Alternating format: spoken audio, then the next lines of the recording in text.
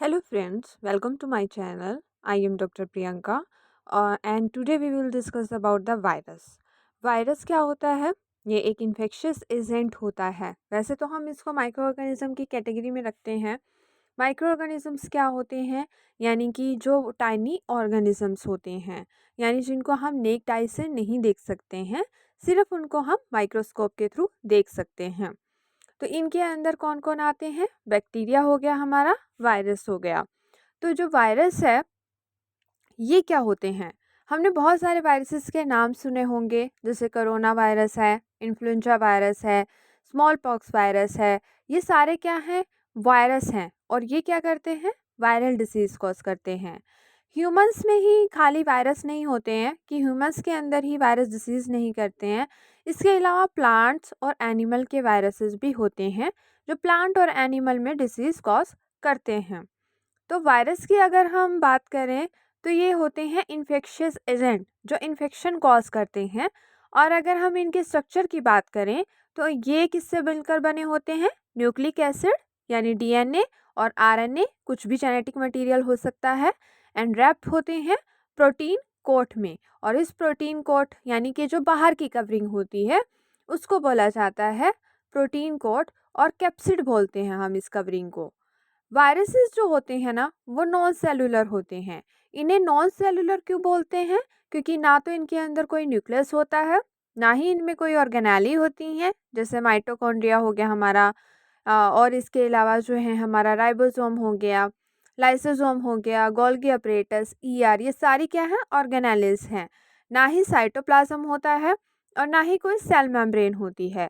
तो इसीलिए वायरसेस को हम नॉन सेलुलर बोलते हैं। वायरसेस जो होते हैं वो किसी भी किंगडम को बिलोंग नहीं करते हैं।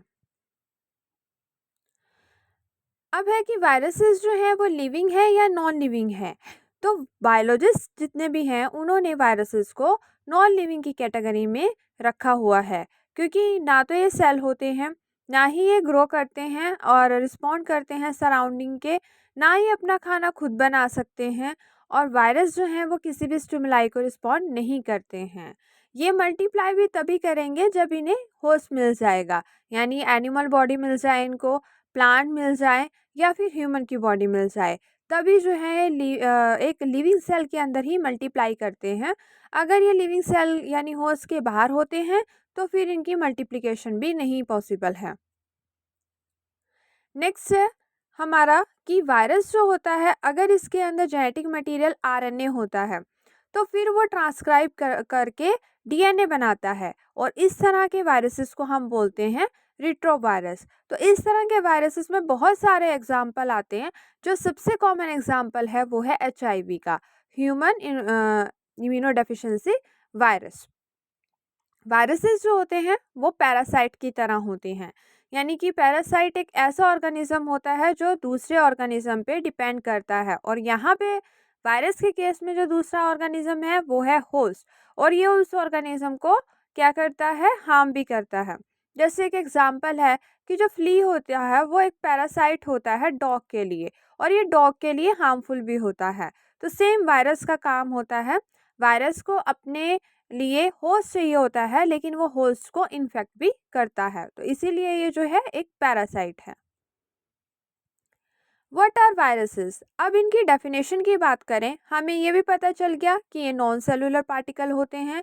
हमें ये भी पता चल गया कि इनमें जेनेटिक मटेरियल होता है आइदर डीएनए और आरएनए, और इनके अंदर प्रोटीन का कोड भी होता है, और ये लिविंग सेल्स के अंदर जो है मल्टीप्लाई करते हैं। तो इनकी डेफिनेशन हो गई, they are non cellular particles made up of genetic material and protein that can invade the living cells. Discovery की बात करें वायरसेस की, तो बेजरनिक जो थे 1897 में, इन्होंने सबसे पहले ये वायरस टर्म दी थी, और वायरस का मतलब होता है पॉइजन। देन आता है टोबैको मोजाइक वायरस, जो वेंडल स्टैनले थे 1935, उन्होंने वायरस को डिस्कवर किया था, और उन्होंने ये बताया था कि न्यूक्लिक एसिड एंड प्रोटीन से मिलकर के वायरस जो हैं कंपोज होते हैं। और टोबैको मोज़ाइक वायरस क्या होता है? जो वायरस टोबैको जो प्लांट होता है उसको अफेक्ट करता है, और मोज़ाइक लाइक जो पैटर्न होता है वो उसके लीफ पे बन जाता है। अब आता है स्मॉल पॉक्स। ये सबने सुना होगा, हम इसको छोटी माता भी बोलते हैं, बड़ी माता इस तरह से। और ये एडवर्ड जेनर ने डिस्कवर किया था 1796 में। उन्होंने इसके अगेंस्ट, इस डिसीज़ के अगेंस्ट जो है वैक्सीन बनाई थी। उन्होंने क्या किया, काउपॉक्स वायरस लिया और उससे जो है वैक्सीन बनाई। और अभी जो स्मॉल पॉक्स है वो वर्ल्ड के अंदर इराडिकेटेड हो चुका है। तो स्मॉल पॉक्स के अंदर होता क्या था, तो चेचक जिसको बोलते हैं, छोटे छोटे जो है उसके अंदर मतलब कि एक तरह से फोले पड़ जाते थे। और उसकी वजह से फिर क्या होता था, उनमें इचिंग होती थी, कई बार फीवर भी आ जाता था। तो ये एक वायरस की वजह से होता था जिसका नाम था small pox virus. How big is virus, क्या साइज रहेगा वायरस का। वायरसेस जो होते हैं वो बहुत स्मॉल होते हैं या स्मॉलेस्ट भी हो सकते हैं। जैसे पोर्सिन सिरको वायरस टाइप 1 होता है, इसका जो डायमीटर है वो ओनली 17 नैनोमीटर है। जबकि जो मिमी वायरस होता है उसका डायमीटर अगर हम देखें तो वो 100 नैनोमीटर या 600 नैनोमीटर या 400 नैनोमीटर यहाँ तक भी जा सकते हैं। अभी जो थर्ड लार्जेस्ट वायरस है वो रिसेंटली डिस्कवर्ड हुआ है, जिसका नाम है मेगा वायरस चाइनेसिस एंड पेडोरा वायरस। कैरेक्टरिस्टिक्स क्या है, तो वायरस नॉन लिविंग स्ट्रक्चर होता है, नॉन सेलुलर होता है, कोई ऑर्गेनेली नहीं, कोई न्यूक्लियस नहीं, कोई साइटोप्लाज्म नहीं। इसके अंदर एक प्रोटीन कोट होता है, जो बाहर की कवरिंग होती है वायरस में, उसको कैप्सिड बोलते हैं। जेनेटिक मटेरियल या तो डीएनए होगा या आरएनए होगा, कभी भी दोनों नहीं होते हैं। और अपनी रेप्लिकेशन के लिए होस्ट पे डिपेंडिंग करते हैं। ये दो फॉर्म में एग्जिस्ट करते हैं।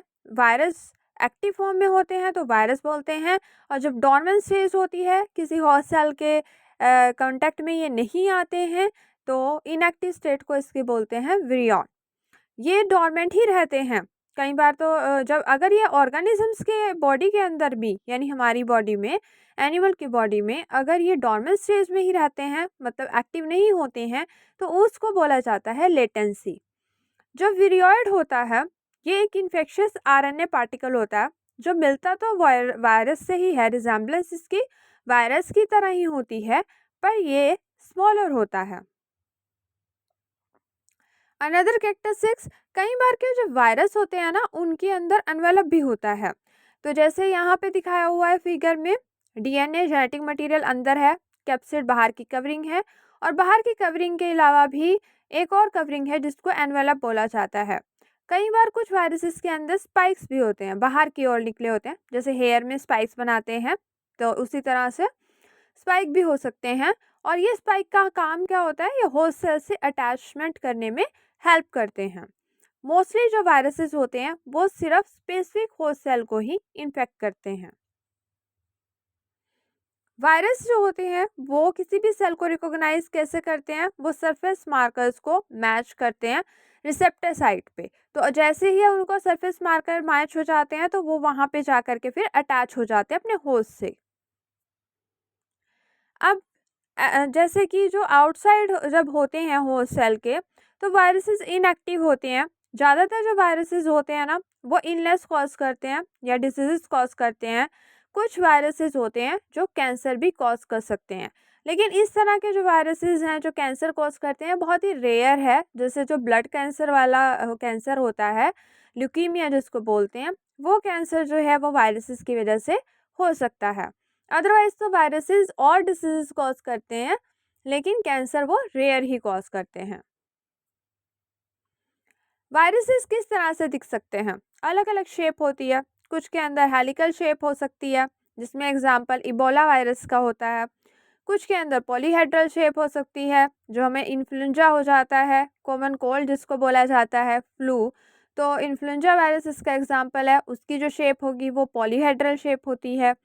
कुछ जो होते हैं वो मोर कम्प्लेक्स शेप के होते हैं। इनमें आते हैं बैक्टीरियोफाज। अब बैक्टीरियोफाज क्या होता है, यानी फाज मतलब वायरस, यानी ऐसे वायरस जो बैक्टीरिया पे अटैक करते हों।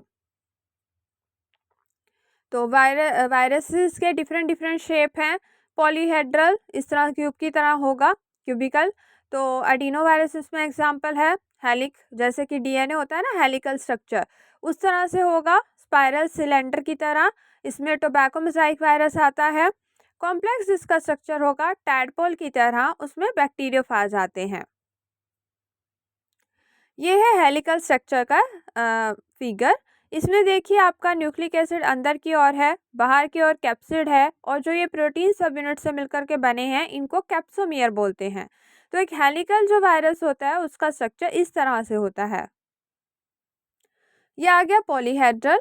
पॉलीहेड्रल जो होता है इसके स्ट्रक्चर में भी कैप्सिड होता है, कैप्सोमियर होते हैं एंड न्यूक्लिक एसिड होता है। और ये जैसे कि एक पॉलीगनल शेप होती है ना, उस तरह से ये दिखता है। फिर कॉम्प्लेक्स वायरस, इनमें देखो ऊपर हेड जो होगा वो कैप्सिड से मिलकर बना होगा, जेनेटिक मटेरियल भी ऊपर ही होगा। देन शीथ होती है बीच में, और फिर नीचे जो है टेल फाइबर लगे होते हैं, पिंस होती हैं और बेस प्लेट होती है। तो इसमें एग्जांपल आता है TE1 बैक्टीरियोफाज। वायरसेस को हम 7 ग्रुप में डिवाइडेड करते हैं उनके जेनेटिक मटेरियल के बेसिस पे। ये पहला जो कैटेगरी है वो है डबल स्ट्रैंडेड DNA वायरस। नाम से पता चल रहा है, यानी इनका जो जेनेटिक मटेरियल होगा वो डबल स्ट्रैंडेड DNA होगा। इनमें एग्जांपल आता है adeno virus, herpes virus and pox virus. Second जो कैटेगरी है वो है single stranded DNA virus positive sense. तो इनमें एग्जांपल आता है पार्वो वायरस। थर्ड है डबल स्ट्रैंडेड RNA, यानी जिनमें जो जेनेटिक मटेरियल होगा वो डबल स्ट्रैंडेड RNA होगा, और इनमें एग्जांपल है रियो वायरस। फोर्थ है पॉजिटिव एसिस RNA सिंगल स्ट्रैंडेड RNA। तो इनमें एग्जांपल आता है पिकारनो वायरस या टोगा वायरस।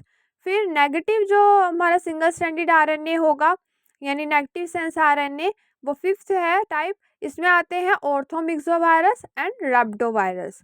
फिर सिक्स जो कैटेगरी है वो आते हैं single stranded RNA retro virus, यानी जिसके अंदर क्या होगा कि RNA से फिर DNA बनेगा। तो रिट्रो वायरस मतलब HIV वायरस इसके अंदर एग्जाम्पल हो जाएगा। सेवन जो कैटेगरी है वो है डबल स्ट्रैंडेड DNA रिट्रोवायरस। इसमें एग्जाम्पल आते हैं कैलिमोविरडी एंड हैपिडना वायरस। तो ये जो 7 कैटेगरी है ना, ये एंट्रेंस के अकॉर्डिंग भी बहुत ज़्यादा इम्पॉर्टेंट है। आपको पता होना चाहिए कि कितने टाइप की जो है क्लासिफिकेशन की गई है वायरस की, और किस टाइप में जो है कौन कौन से जेनेटिक मटेरियल होंगे। पहला जो है वायरस का क्लास दी है डबल स्ट्रैंडेड DNA। इनमें जो पेपा वायरस होता है, पेपोवा वायरस, ये क्या करता है, सर्वाइकल कैंसर का रीज़न होता है। उसके अलावा ये ट्यूमर कॉज कर सकता है सर्टेन एनिमल्स में। अडीनो वायरस जो है ज़्यादातर रेस्पिरेटरी डिसीजेस के लिए रिस्पॉन्सिबल होते हैं, कुछ एनिमल्स में ट्यूमर कॉज करते हैं। हर्पिस वायरस सबने सुना होगा। हर्पिस के भी 2 टाइप होते हैं, एक होता है herpes simplex 1 and herpes simplex 2। तो पहला तो होता है जो कोल्ड सोर्स कर रहा होता है, और सेकेंड जो होता है जो जेनाइटल एरिया के अंदर सोर्स करेगा। इसके अलावा एपिस्टीन बार वायरस भी इसी में आ जाता है। चिकन पॉक्स, शिंगल्स जिसको बोलते हैं। पॉक्स वायरस जो होता है उसमें चेचक आ जाएगा, वैक्सीनिया, काउपॉक्स, ये सब आ जाएंगे। सिंगल स्ट्रैंडेड DNA या पार्वो वायरस, इनमें ज़्यादातर जो होते हैं ये अपनी ग्रोथ के लिए एडिनो वायरस पे डिपेंड करते हैं। डबल स्ट्रैंडेड RNA या रियो वायरस, ये डायरिया कॉज करते हैं या माइल्ड रेस्पिरेटरी डिसीज कॉज करेंगे। सिंगल स्ट्रैंडेड RNA जो सर्व करते हैं mRNA, इनमें आते हैं पिकोरना एंड टोगा। पिकोरना में आते हैं polio virus, common cold and intestinal virus. Toga के अंदर आता है rubella, yellow fever and encephalitis जो कर देता है, हाथी पैर जो करता है। Single stranded RNA that is template for mRNA। तो रेप्डो वायरस आता है इसमें, जो रेबीज कॉज करता है, कुत्तों के काटने से जो हो जाता है। पैरामिक्सो वायरस मीजल एंड मम्स जो हो जाते हैं, ठीक है। और ऑर्थोमिक्सो वायरस जिसको कॉमन कोल्ड भी बोलते हैं, influenza virus. Single stranded RNA जो DNA की सिंथेसिस करेंगे, रिट्रोवायरस इनमें होते हैं। इनमें होते हैं RNA ट्यूमर वायरस, जैसे कि जो ल्यूकीमिया वाले वायरस होते हैं, या HIV एड्स का वायरस होता है। वायरसेस की टैक्सोनॉमी की बात करें, इनको नाम कैसे दिया जाता है, तो ऑर्डर जो होगा वो एंड होगा इनका वायरल्स, एल्स लग जाएगा। फैमिली का जो नाम होगा वो एंड होगा विरिडी में। सब फैमिली का जो नाम होगा विरनी से होगा। जीनस का जो नाम होगा वो वायरस से एंड होगा। इसके अलावा स्पीसीज होता है, इनके जो कॉमन नेम होता है वो यूज़ किया जाता है स्पीसीज के लिए, और सब स्पीसीज को नंबर से डेजिग्नेट कर दिया जाता है, यानी 1 2 3 इस तरह से। होस्ट स्पेसिफिसिटी, होस्ट स्पेसिफिटी का मतलब होता है जितना भी हमारा किंगडम है, चाहे वो एनिमल है, प्लांट है, ह्यूमन है, वो सब इन्फेक्टेड होते हैं वायरसेस से। तो वायरस किंगडम स्पेसिफिक होते हैं। कई बार वो स्पीसीज स्पेसिफिक हो भी सकते हैं और नहीं भी हो सकते हैं। जो स्प्रेड होता है ना, वो स्पेसिफिक टाइप ऑफ वायरस का ही होता है। पैरासाइटिज्म हम पहले भी बता चुके हैं कि ये अपनी ग्रोथ के लिए लिविंग ऑर्गेनिज्म पे डिपेंड करते हैं और उनको हार्म भी करते हैं, तो इसीलिए ये पैरासाइट्स होते हैं। अब इसकी रेप्लिकेशन की बात करते हैं, कैसे ये रेप्लिकेट करते हैं। तो दो तरह की रेप्लिकेशन होती है, एक होती है लाइटिक, एक होती है लाइसोजेनिक। जो लाइटिक साइकिल होती है, अगर हम फिगर में भी देखें यहाँ पे, तो सबसे पहला स्टेप होता है एब्जॉर्प्शन, यानी वायरस जो है वो अप्रोच करेंगे होस्ट सेल को पहले। होस्ट कुछ भी हो सकता है, एनिमल, प्लांट, ह्यूमन। सेकंड जो होगा पेनिट्रेशन होगा। वायरस जैसे ही अटैच हुए होस्ट से, उन्होंने अपना न्यूक्लिक एसिड जो है वो सेल के अंदर इंजेक्ट कर दिया, और जो कैप्सिड है वो बाहर ही रह जाएगा सेल के। थर्ड आ जाता है लेटेंट फेज। जैसे ही वो अंदर पहुंचते हैं, वायरस मल्टीप्लाई करता है अपने न्यूक्लिक एसिड को, क्योंकि वो होस्ट का मटेरियल यानी रेप्लिकेशन के लिए जो मटेरियल चाहिए होता है वो यूज़ करता है और फिर रेप्लिकेट करता है। देन होता है लाइसिस, जैसा कि फिगर में भी पता चल रहा है। यहाँ प्रोटीन कोट बन जाएगा, पूरा वायरस दोबारा से बन जाएगा, न्यूक्लिक एसिड भी इसके अंदर आ जाएगा, और फिर जो है होस्ट सेल की लाइसिस होती है और वायरस जो है वो रिलीज हो जाते हैं सेल से। नेक्स्ट जो साइकिल है वो है लाइसोजेनिक साइकिल। लाइसोजेनिक में क्या था, लाइटिक में तो लाइसिस हो गई। अब जो वायरसेस लाइटिक साइकिल करते हैं उनको बोलते हैं विरुलेंट, और इसका अल्टरनेटिव जो होती है लाइसोजेनिक होती है। तो यहाँ पे क्या होता है, कोई प्रोजेनी पार्टिकल प्रोड्यूस नहीं होते हैं, यहाँ पे ये इंटीग्रेट कर जाता है। पहले तो ये अटैच होगा होस्ट सेल से, फिर ये क्या करेगा, जो वायरस का डीएनए है ना, वो बैक्टीरिया के डीएनए में इंटीग्रेटेड हो जाता है, जहाँ पे भी उसको जो है होमोलॉगी मैच होती है। और फिर ये क्या करते हैं, फिर ये रेप्लिकेट करते हैं, और इसीलिए इस साइकिल को क्या बोलते हैं, लाइसोजेनिक। यानी जो वायरसेस लाइसोजेनिक साइकिल परफॉर्म करते हैं उनको बोलते हैं टेम्परेट, और जो लाइटिक करते थे उनको बोलते हैं विरुलेंट। और इस तरह से फिर वो मल्टीप्लाई करता रहता है और अपना नंबर बढ़ाता रहता है। तो यहाँ इंटीग्रेटेड फॉर्म होती है।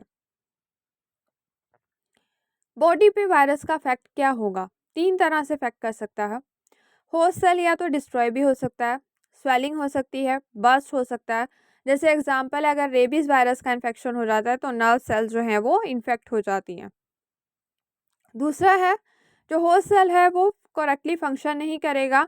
इनमें होता है कि सिलिएटेड एपिथेलियल सेल जब इन्फेक्टेड होते हैं इन्फ्लुएंजा वायरस से, वायरस जो है वो होस्ट सेल के क्रोमोसोम से भी इंटीग्रेट कर सकता है, इंटरेक्ट कर सकता है और म्यूटेशन कॉज कर सकता है। इनमें एग्जांपल आते हैं wart and cancer cell. Immune system activated हो जाएगा ताकि जो है इन्फेक्शन से फाइट ऑफ कर सके। इसकी वजह से जो है फीवर आ सकता है, टायर्डनेस हो सकती है और अनदर जो है डिसीजेस हो सकते हैं। अब इनको ट्रीट करने के लिए क्या किया जाएगा, या तो एंटीवायरल ड्रग्स ली जाएंगी जो वायरस के अगेंस्ट उनकी रेप्लिकेशन को रोक रही होती हैं, या फिर वैक्सीन दी जाती है। वैक्सीन क्या होती है, ये वायरस का ही एक वीक फॉर्म होता है जिससे वो डिसीज़ कॉज ना कर पाए। और जब हम इम्यून सिस्टम को ये वैक्सीन देते हैं, इंजेक्ट करते हैं, तो फिर हमारी बॉडी जो है उस वायरस के अगेंस्ट फाइट ऑफ करती है, और फिर उस जो वायरस है उसको बॉडी से बाहर निकाल दिया जाता है या फिर इनको किल कर दिया जाता है। अब आता है कि वायरस और लिविंग सेल में क्या डिफरेंस है।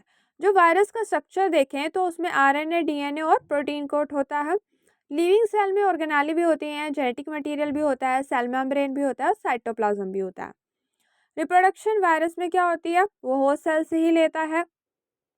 लिविंग सेल में दो तरह की हो सकती हैं, asexual and sexual. Genetic material virus में डीएनए, आरएनए कुछ भी हो सकता है। इनमें दोनों चीज़ें होंगी, डीएनए भी होगा और आरएनए भी होगा। ग्रोथ एंड डेवलपमेंट वायरस में नहीं होती है, लिविंग सेल में होती है। एनर्जी ऑब्टेन एंड यूज़ ये नहीं करते हैं, लिविंग सेल करते हैं। इन्वायरमेंट को रिस्पॉन्ड वायरस नहीं करता है, लिविंग सेल करते हैं। और टाइम के साथ वायरसेस चेंज नहीं होते हैं बट लिविंग सेल होते हैं। तो ये कुछ डिफरेंसेस हैं। अब वायरसेस में जो है कोरोना वायरस भी आपको पता है, तो कोरोना वायरस भी कैसे जो है फैल रहा होता था, ये रेस्पिरेटरी डिसीज़ था। तो जैसे हमारे नोज़ के थ्रू, हमारे माउथ के थ्रू ये स्प्रेड होता था। तो जो इसको जब हमारी बॉडी मिल जाती थी, ह्यूमन बॉडी, तो फिर ये वहाँ पे जो ह्यूमन बॉडी की रेप्लिकेशन मशीनरी है, एंजाइम है, उनका ये यूज़ करता था और रेप्लिकेट करता था और अपना नंबर जो है वो इंक्रीज़ करता जाता था बॉडी के अंदर, और इस तरह से जो डिसीज़ है वो और ज़्यादा जो है फैलता चला जाता था। इसी तरह से आपका इन्फ्लुएंजा वायरस होता है, वो भी क्या होता है, आपके सांस के थ्रू होता है। एयर में जो है वायरस के पार्टिकल्स आ जाते हैं और उन वायरस पार्टिकल को जो इनहेल कर लेता है, फिर उसको इन्फ्लुएंजा हो जाता है। ठीक है, तो ये सारे क्या है, रेस्पिरेटरी डिसीजेज़ हैं।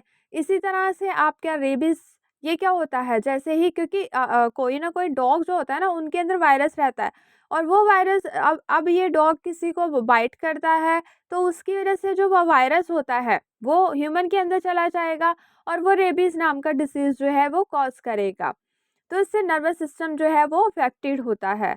इसके अलावा आपका हर्पीज़ वायरस, ये बहुत ही ज़्यादा स्किन का डिसीज़ कॉज़ करता है, या जेनिटल पार्ट्स पे ये हो जाता है। इसके अंदर भी बड़े-बड़े छाले हो जाते हैं और बहुत पेनफुल होते हैं ये। तो हर्पीज़ वायरस, जितने भी वायरल डिसीज़ेज़ होते हैं ना, ये आपके कहीं न कहीं, हाँ, ह्यूमन बॉडी इन्फेक्टेड हुई होती है, कहीं किसी के संपर्क में आ कर के, तभी ये होते हैं। इसी तरह आपका एचआईवी वायरस हो गया, ये भी जो होता है ना, मतलब ये भी इसी तरह से फैलता है। तो हर एक वायरस जो है आपका कहीं न कहीं से आया होता है, लेकिन इसको कंट्रोल करने के लिए, इसकी मल्टीप्लिकेशन को रोका चाहता है, तो या तो एंटीवायरल ड्रग्स दे सकते हैं, और वैसे तो सबसे बेस्ट मेथड होता है कि वैक्सीन बना ली जाए इसके अगेंस्ट, जैसे कोरोना की वैक्सीन बनाई गई है। तो वैक्सीन में या तो इस वायरस को हम क्या करते हैं, लाइव यूज़ करते हैं, या इसका जो है इसको वीक कर देते हैं, किसी केमिकल वगैरह की ट्रीटमेंट करके, ताकि ये उतना, अगर डिसीज़ भी कॉज़ करे तो उतना इफ़ेक्टिव ना हो, उतना ज़्यादा जो है ये हार्मफुल ना हो, और फिर उसको बॉडी में इंजेक्ट किया जाता है, और इस तरह से हमारी बॉडी जो है वो उस वायरस के अगेंस्ट फिर रिएक्ट करती है और एंटीबॉडीज़ वगैरह बनाती है।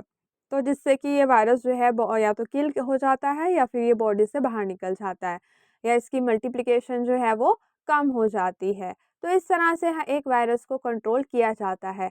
जो वायरसेस होते हैं वो बैक्टीरिया की बजाय ज़्यादा हार्मफुल होते हैं। तो आई होप आपको मेरी ये वीडियो पसंद आई होगी। Please like, subscribe and share कर दीजिएगा। Thank you.